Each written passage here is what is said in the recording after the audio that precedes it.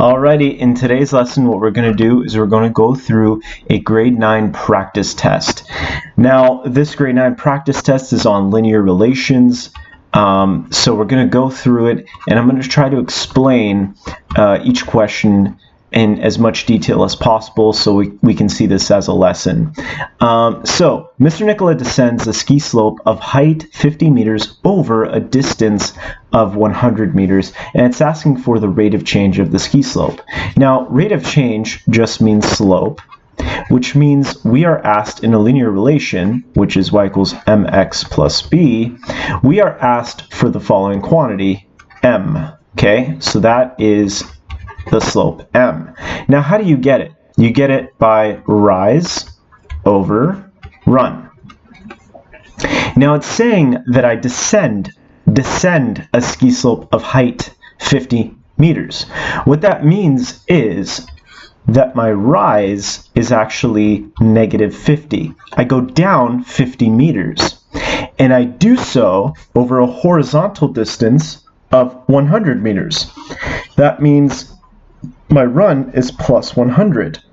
Therefore, my slope is equal to negative 50 over positive 100, which can be reduced to negative 1 over 2. So there's a typo here. The answer should be negative 1 over 2. My apologies. Okay, so the answer is B. Mr. Nicola, in the next question, picks up coffee every day from Tim Hortons. His coffee at the time of purchase is 77 degrees Celsius. So at the time that he purchases his coffee every morning, it's 77 degrees Celsius, and the coffee cools 10 degrees every 5 minutes. I have no idea if this is actually realistic, but let's go with it. So what does cooling mean? Well, cooling means temperature goes down 10 degrees every 5 minutes. Okay, so for every 5 minutes, 10 degrees gets reduced. So I can determine my slope from that information. Okay, so my slope would then go down 10 degrees over per 5 minutes. So down 10 degrees Celsius per 5 minutes. This means that my rise over run can be reduced to negative 2. This just means that so my temperature goes down 2 degrees Celsius every minute. So think about this. The coffee cools 10 degrees every 5 minutes. What that means is that every minute the coffee cools 2 degrees Celsius. What they gave you there in that blurb is the slope. Okay?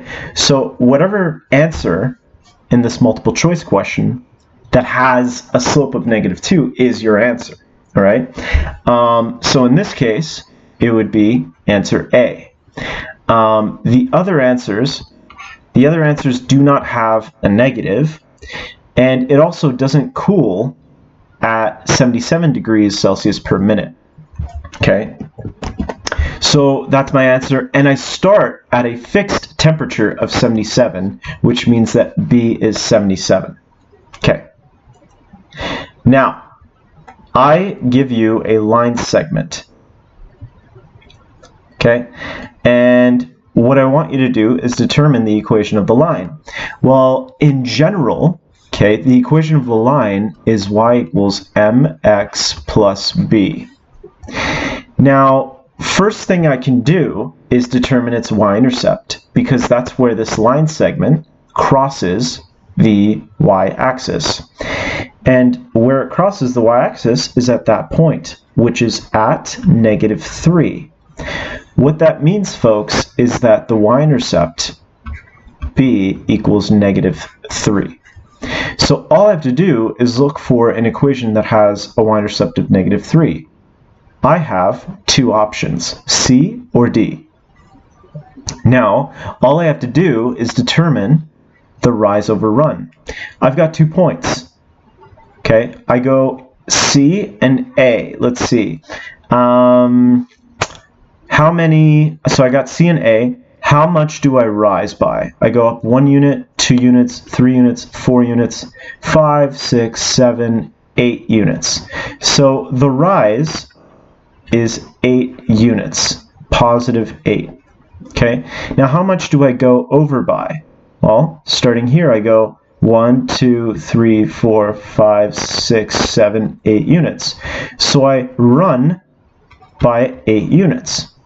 So my slope is going to be positive 8 over positive 8. You can reduce that to 1 over 1 or just 1. So this is a positive slope value. Now C has a negative slope. It's right there, which is negative 1. This has a positive slope value, so therefore D is my answer. Plus, if you don't see a number there, the slope is assumed to be a positive 1, so long as the sign is also missing. So that's my answer for number 3. And that ends the multiple choice portion of this practice test. We had 3 questions that were multiple choice. Now, this was present on a quiz that was provided to the class. So in this case, because I teach, in this case I've got 1, 2, 3, 4 line segments, and I need to determine the slope. All I need is the rise over run. So I've got A and B. I'm just going to go from A to B in this case. All right. Now, how many units do I rise by? Well, I go 1, 2, 3, 4 units. So this is a positive 4. And over here I go 1, 2, 3 units over. So my rise is going to be a positive 4, and my run is going to be a positive 3, so my slope is 4 over 3. I don't have to reduce that, and 4 over 3 is not a nice number, it's a decimal, because 3 doesn't go nicely into 4. So I'm just going to leave it as a fraction, okay? My next line segment is CD. Now, how do I go from C to D? I go down 1, 2, 3, 4, 5 units. So my rise is negative 5. I go over 1, 2, 3, 4, 5, 6 units. And so the slope of CD is negative 5 over 6. Let's do GH. Okay. Now, let's go from G to H, although I could go from H to G. My rise is 1, 2, 3, 4, 5, 6, 7, 8. So I go 8 units down. Now, if you notice, GH doesn't go across. What that means is the run is equal to 0. It doesn't go across at all. Now, I cannot divide by 0. So what I would say here is that this slope is undefined. Now, what about EF? EF has an opposite situation to GH. See, going from E to F, I go 1, 2, 3, 4, 5 units over to the right, but I do not rise at all. This line segment does not rise, so it doesn't go vertically. So I say the rise is 0, and the run is 5 units. Notice the difference between G and H. The 0 is in a different place. For the horizontal line EF, the 0 goes on top in the numerator. In GH, the 0 goes on the denominator. For GH, I would say the line segment is undefined. However, for EF, I would not say the line segment is undefined. 0 divided by 5 is actually 0. So the slope of EF is 0. This was also on a quiz, the same quiz that the line segments were located. So number 5, you have a climber that goes from this point to this point over a certain period of time. So the climber starts at around 26. I know that based on these coordinates. You see, these are ordered pairs. An ordered pair comes in the form x, comma, y. So this is x. This is y. I know that can seem confusing because an ordered pair comes with x first, whereas a slope equation comes with the y's on top and the x's on the bottom. So that takes some getting used to, and I admit that. But as long as you can remember that point, you should be fine for calculating the slope. You have a couple of methods at your disposal, okay? So if you notice that this quantity is 26, then you know that the climber goes down 26 units. So let me do this in a much... okay, so in a much darker color. So we got 26 units down. Okay. Now, how much does the climber go horizontally? Well, this is in time, so he does this in 8 units. You see each box in the X skips 2 units. So he does this in positive 8 units. So what is the rise in this case? Well, the rise, okay, is equal to negative 26, whereas the run is equal to a positive 8 units. So what's my slope in this case? Well, the slope is equal to negative 26 divided by 8, which luckily can be reduced. It is negative 13 over 4. Okay, now what you can do in this case is you can divide those two numbers out, and you get a decent decimal. And now you'll need this in the next question, although it's not too serious. What this tells me is that the climber has gone down 26 meters in 8 seconds. So I can interpret this and say the climber starting at 26 meters has gone down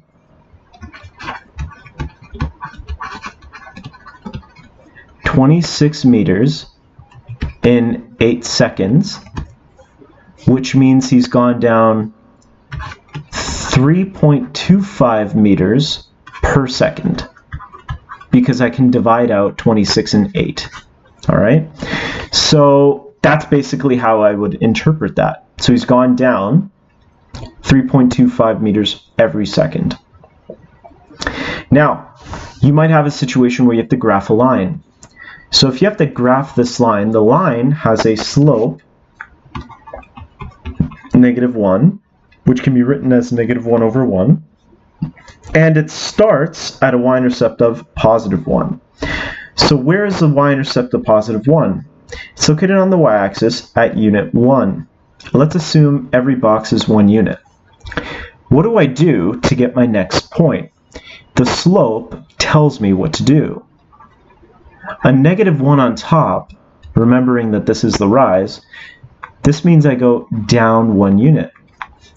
Now the +1 on the bottom implies I go right 1 unit.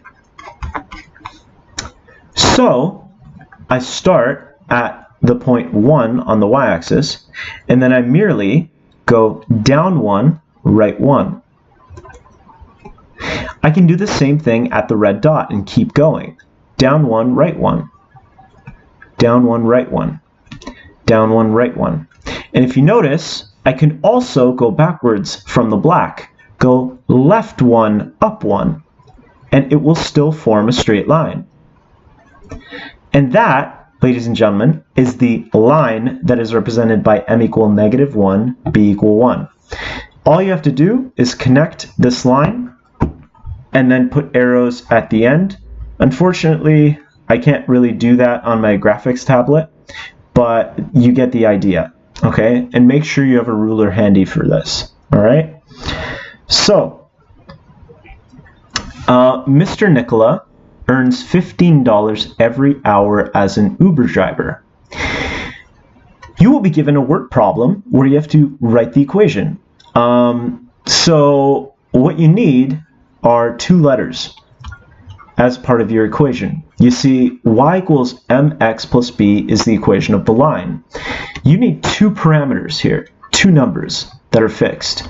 One is m, which is a per hour or per person or per something kind of value. And B is a fixed value. So this is fixed, and this is your rate, or per something, okay? So you have a rate, and you have a fixed value. Let me just write it underneath, rate and fixed. X is the independent variable, IND, whereas Y is the dependent variable, okay? So X has the most control over Y. So what am I dealing with here?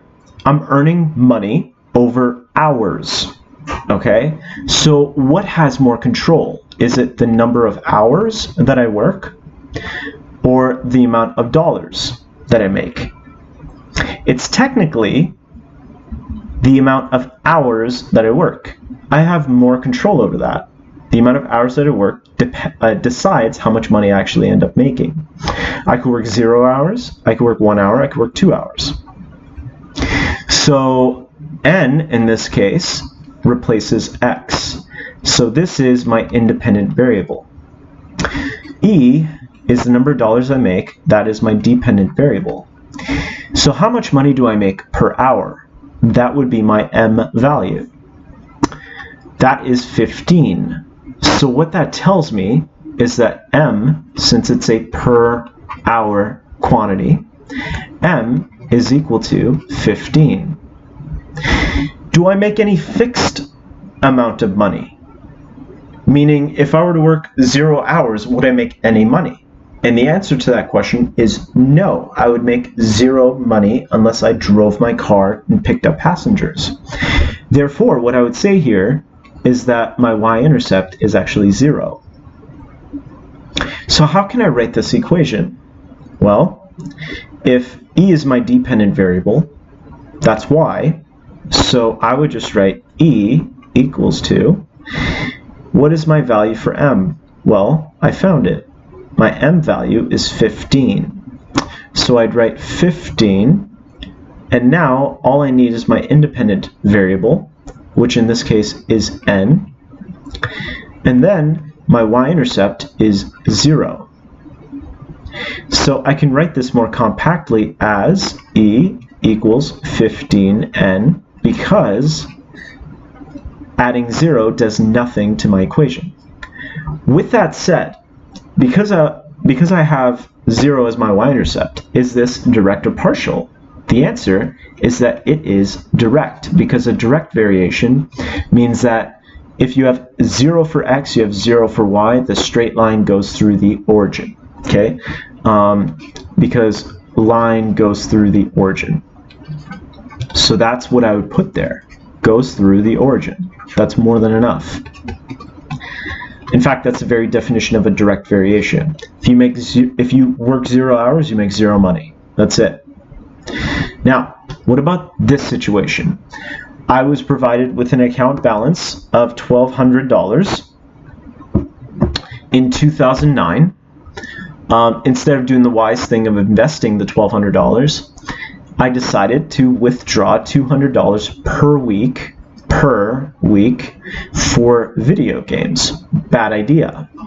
Okay, so I've got two quantities here. One is $1,200, which is a fixed amount that I was given, and one is a rate. Okay, so clearly, if the 200 is a rate, what I would say is that that is my slope, because it is a per quantity. Therefore, my y-intercept is 1,200. But you have to be careful. What does it mean? What does it mean when it says I withdraw my money? What happens to my account balance? It goes down. It's the same question as the coffee cooling. You see, my account balance has gone down. So instead of M equal to positive 200, it is interestingly equal to negative 200, because my account balance has gone down. So my equation, folks, keeping in mind that y is the account balance, my dependent variable, and n is my independent variable, my account balance equation would be minus 200 n plus 1200. That is the equation for my account balance. And you can actually check this, right?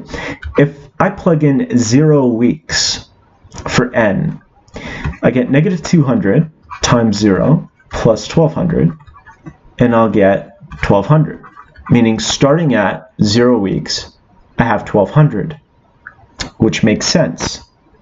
But after 1 week, I withdraw $200. So if I plug in 1 into n, I would get negative 200 times 1, and I would add that to 1200, and that would give me 1000, which makes sense. After 1 week, my account balance will go down to 1000. So folks, this is the equation for my account balance. Remember that. So folks, if this is my equation, it has a y-intercept, which means it does not go through the origin. Is this direct or partial? The answer is that it is partial, because does not go through origin.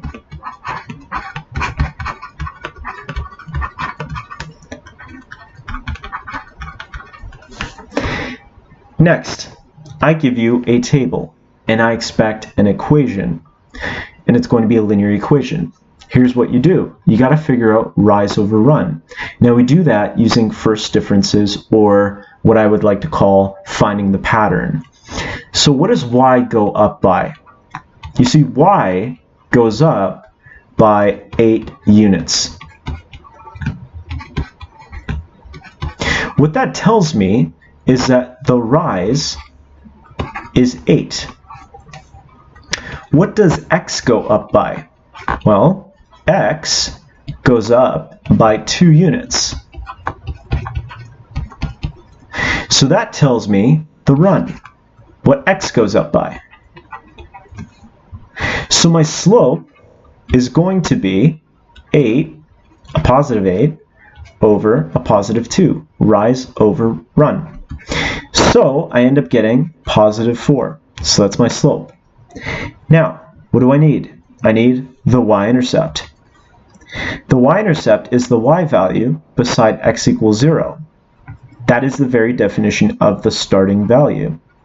So the y-intercept would be 3, because that's beside x equals 0. So I have my y-intercept, I have my slope. All I need to do is write my equation.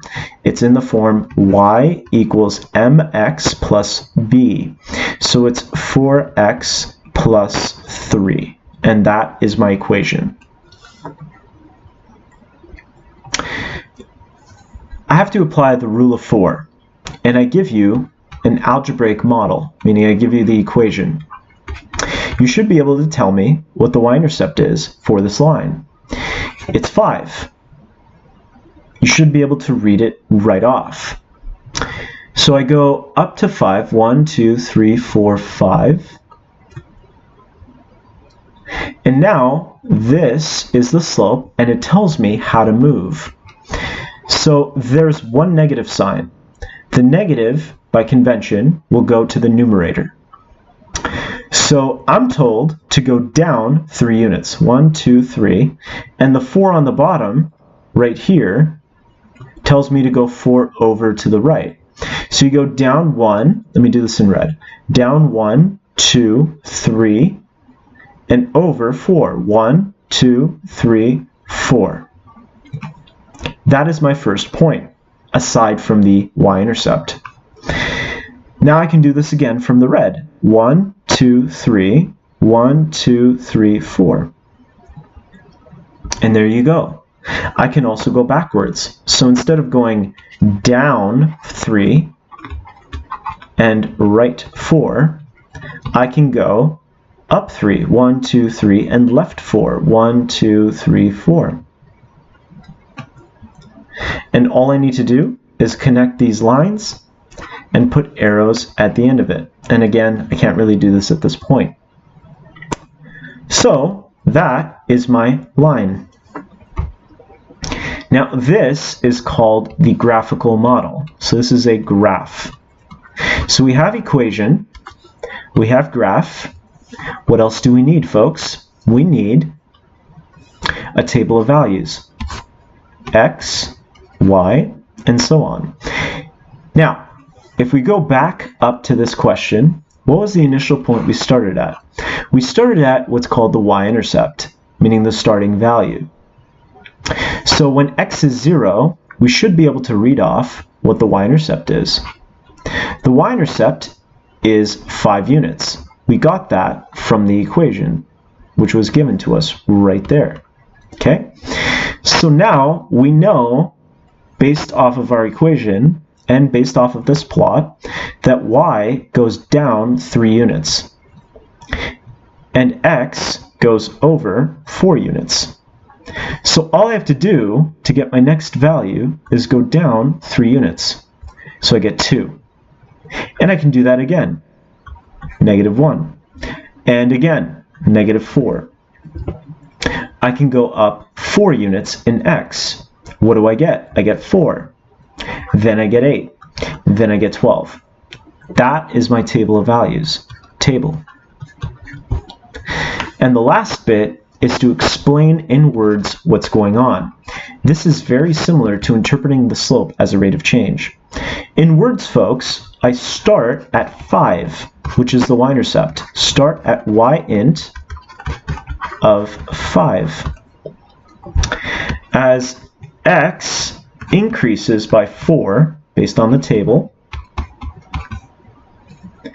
y actually goes down 3 units.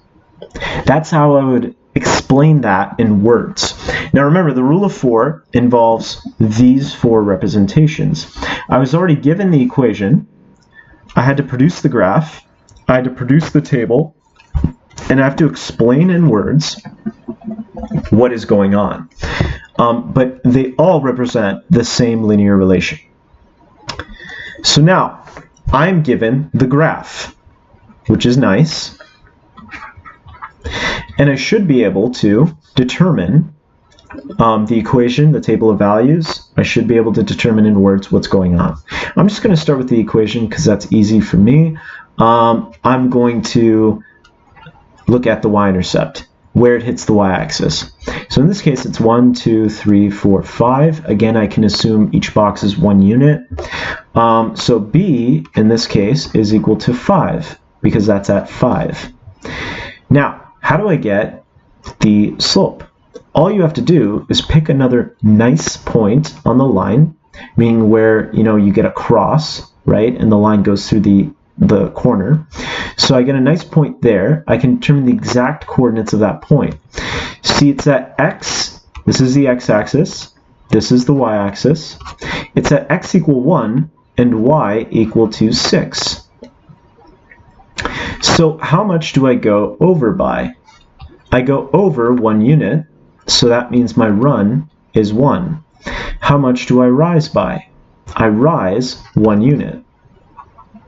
Okay, so my rise is 1 unit, and my run is also 1 unit. So what is my slope? Well, my slope is rise over run, so my slope is 1.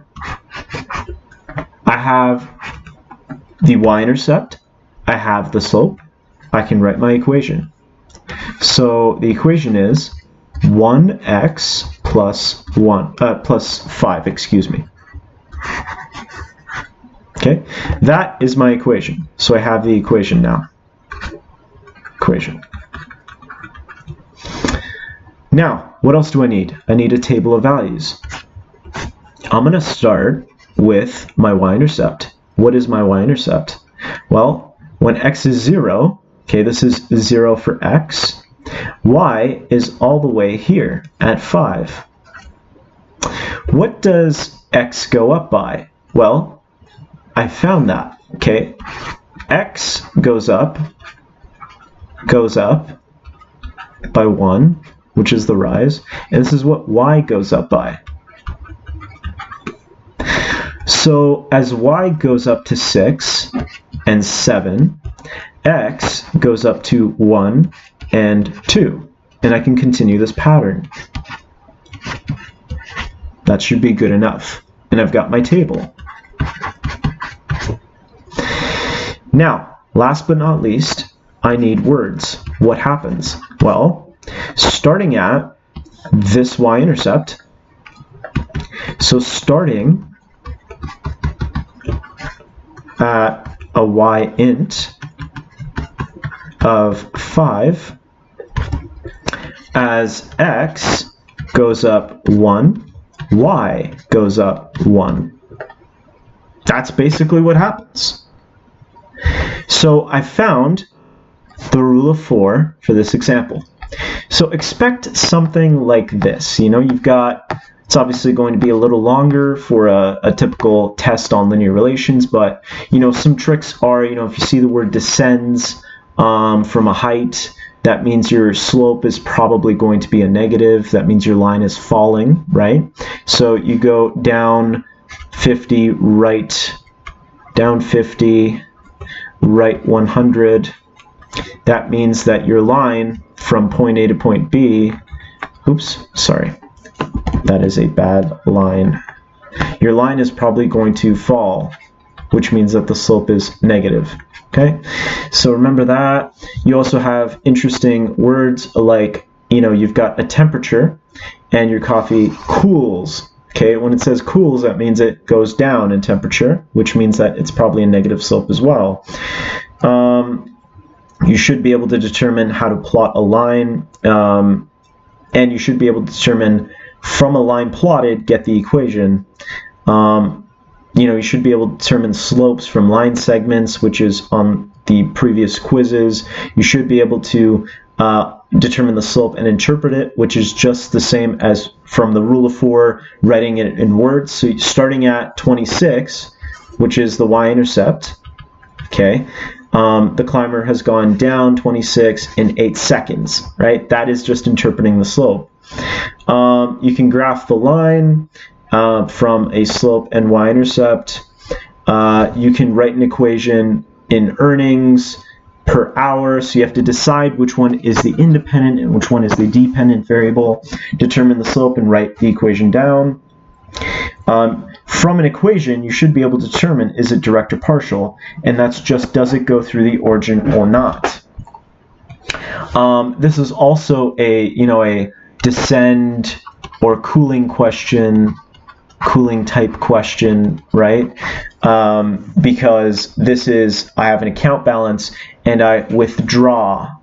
So this is falling, you know, a falling account balance, which means that the slope better be negative.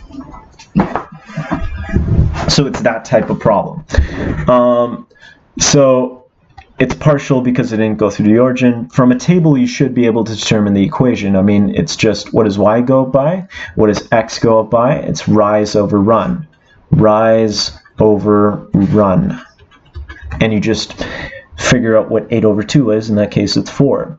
You should be able to apply the rule of 4 to plot, to get a table, to determine in words what goes on. You should be able to apply rule of 4 from a plot to determine the equation, a table, and words. So that's a gist of what, you know, you should be tested on in a linear relations unit. You should be really comfortable trying to bounce between different types of information. So if you start with words, can you get an equation? If you start with a table, can you get an equation? If you start with a table, can you get a plot? If you start with a plot, can you get an equation? Stuff like that. So I hope this was insightful. If you did enjoy it, leave a like, comment, and subscribe, and I'll see you in the next one. Peace out, guys.